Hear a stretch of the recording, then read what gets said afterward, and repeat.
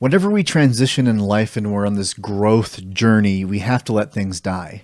Sometimes that death is a letting go of a place we live, an activity we were engaged in, relationships that aren't serving us, but sometimes it's a belief that we are something we are not, or at least not yet. Whenever I start something new, I have this bubbling excitement that maybe this is the thing that I'm a savant in. Maybe this is the thing that I'm just naturally gifted in, and it's going to be amazing, and I'm just going to be a master right away. I sit down at the piano and maybe I'm just going to all of a sudden know how to play it. I pick up a guitar and I just know how to play it. I look at math and I'm like Matt Damon in Good Will Hunting, and I just understand math, and I've yet to find that thing, but maybe jujitsu is that thing. So I go into my first class hoping that is that thing that just makes sense to me. Well, inevitably it's not. And the process of the first 5 months that I spent in jiu-jitsu was the constant realization that that belief, that hope had to die to make way for the growth that was needing to occur. Letting go of this idea that in the first year, you're a blue belt. In the first 2 months, you've got your first stripe, or whatever metric you need to put on it to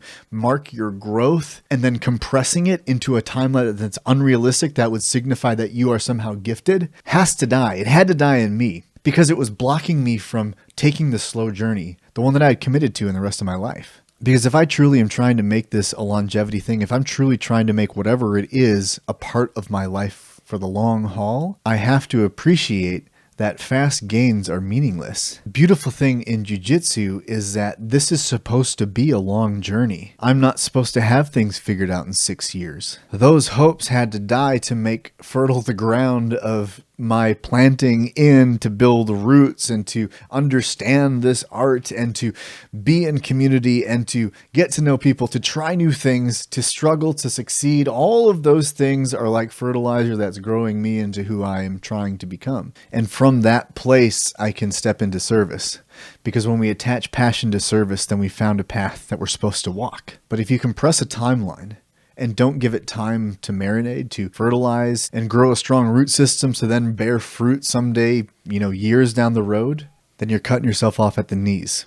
That's why I believe it's so important to find something that moves your mind and your body in a way that you're committed to being totally okay with it taking years and years and years. Because these journeys are not destinations, they are meant to be traveled over a lifetime.